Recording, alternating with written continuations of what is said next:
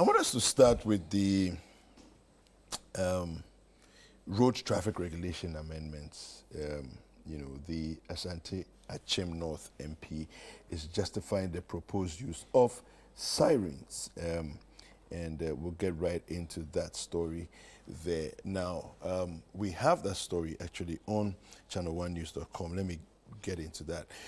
Member of Parliament for Asante Akim North, Asante Akim, has defended a proposed amendment to the road traffic regulations that would allow MPs to use sirens and exempt them from speed limits while carrying out official duties. Now, Akim described the public backlash against the move as unfair and explained the rationale behind the amendment in an interview with journalists. He argued that the amendment aims to enhance productivity and ensure timely arrival at Parliament, considering the heavy traffic conditions in Accra. He cited examples of MPs, state ministers, and judges being arrested for trying to meet their schedules, emphasizing the need for a legal solution. The MP stressed that the exemption would only be necessary during congested periods and clarified that it's not about privilege, but about efficiently executing their constitutional duties. Akim expressed a disappointment at the public backlash, calling it unfair and motivated by hatred, jealousy, and mistrust. All right, let me just pause there, and let's get into the story. Samez, I'll start with you on this one.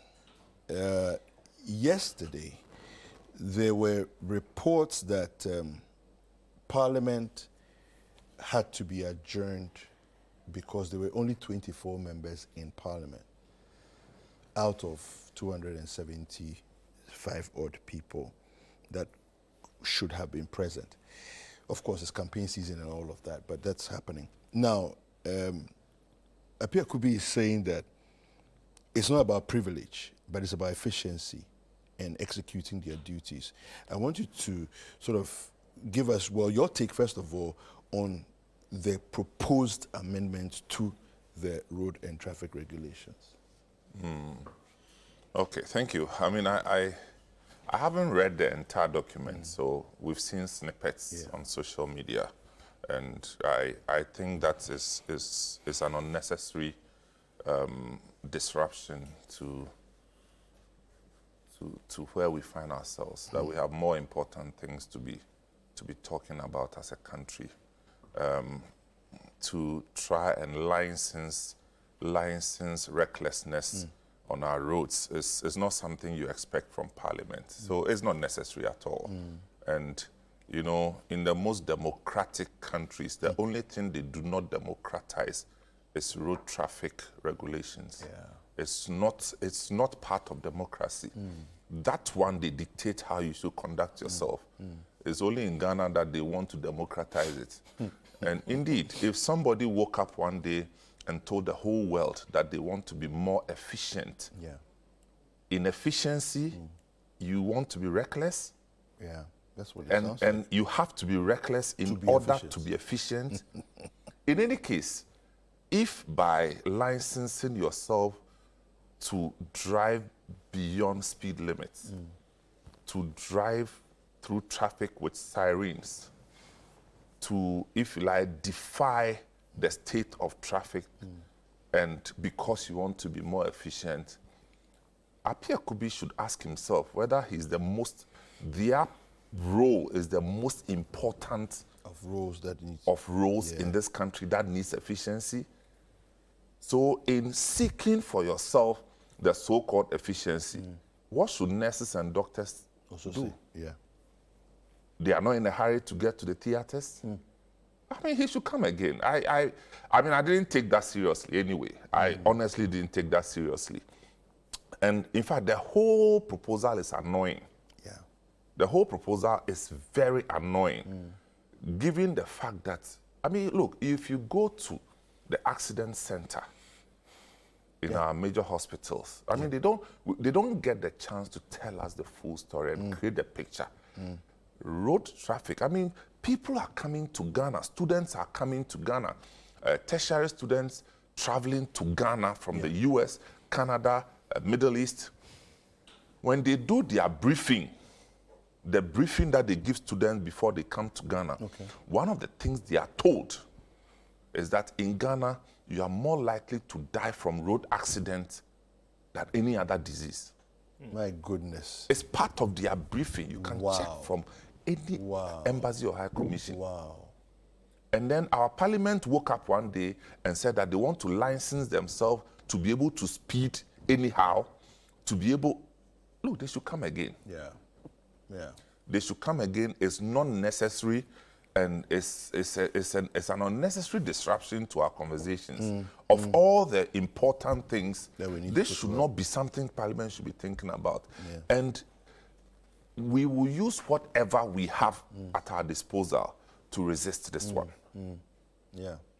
I was thinking about it, you know. I started this job here 2019. And ever since I started, there's not been a single day that I had to call in that I was running late for the show and then I missed my 7:30 start to the show. It's never happened. It's more than 5 years. Well, you know. Then you are not efficient. Maybe, I don't know. Because, no, it's actually very irritating, like you said. I think they should stop it. They should find other things to deal with. Yeah. There are plenty of things that we want to deal with. They want to license themselves so they can speed with sirens and what do you call the lights? Yeah. And then it shows that. So what are we talking about? It happens. Is it the car that's going to be licensed or the human being that's going to be licensed? Yeah.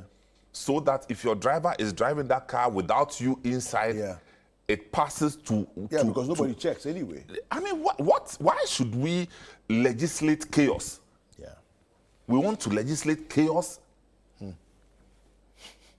Larry, yeah. So, you know, in many jurisdictions, and Samesh alluded to that earlier, MPs, ministers, they ride a train, they ride bicycles, and all of that. It's only in Ghana that we use cross-country vehicles to go to Parliament.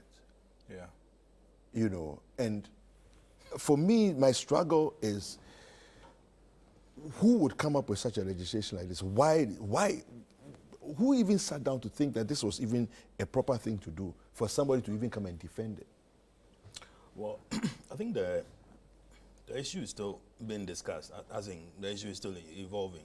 Eventually, we'll get to know who actually is pushing this whole thing on us, okay? But I think that it's totally uncalled for, okay? Apia could be, for me, I mean, for some time, I used to take him as the guy with the, you know, he provided reason in the midst of the chaos that we get to experience every now and then. But if the same guy now wakes up and he's telling us that he's accusing us of unfairness, jealousy. He says it's hatred. Hatred. Yeah. Oh, the people who are voting for you to be in Parliament, you're accusing them of hating you. Yeah. If they hated you, they wouldn't have voted for you to be in Parliament. If they were jealous of you, I'm sure somebody else would have been there and not you. Okay? Unfair. Well, now that he's there, he doesn't see it like that. No, but you see, the point is that, I mean, how many... We've been talking about the state of our roads all these years. And nothing is being done about it. Okay? Are you sure? Oh, is there anything being done about it beyond the, you know, the audio? You see this? Yeah, well, it says my government has done more roads than Mills Mahama. He's doing something about it. You don't worry, it's okay. I mean, well, we know that. I mean, the state of the roads in the city. I was in Kumasi the other day. The Kumasi to Accra highway, that is not. It's not in any good condition. The first place. It's not in any good condition. I remember the car we used, one of these 4x4, you know, rentals. The driver kept telling us, listen, muko kanwanze, muko kanwanze, yeah, road in here. And Kumasi Highway is such that once there is, you know, a small, let's say, accident or something, the whole road blocks. Yeah. Yeah. Even this weekend it happened, where a tanker drive... In the last 1 month, it's it's been happened happening. every week. In fact, every other day. Wow. Every other day. Wow. And that's supposed to be our second major city, a place we had just put up an international airport. Okay? So they tell you that, oh, you know something, a flight has been cancelled. Why? Because of the weather. So and so, that and that. So you have to go by the road. Now you are coming by road also. A truck from Burkina Faso had over 10 down, and it's broken down across the road. And so everybody has to wait for hours. Yeah. And if this is what the MP is talking about, so imagine he's coming and then there's a similar accident on the way. How would he fly over because he's licensed to? He in order to be efficient, he will call for a helicopter so that he can be efficient. No, I mean, you don't do this. We are reducing democracy to a joke in this country. Yeah. We are discussing this in the midst of this that out of 275 MPs who are supposed to be in Parliament, we had only 25 of them. And this is democracy. These guys are going to be paid at the end of the month. They're going to collect all manner of allowances here and there.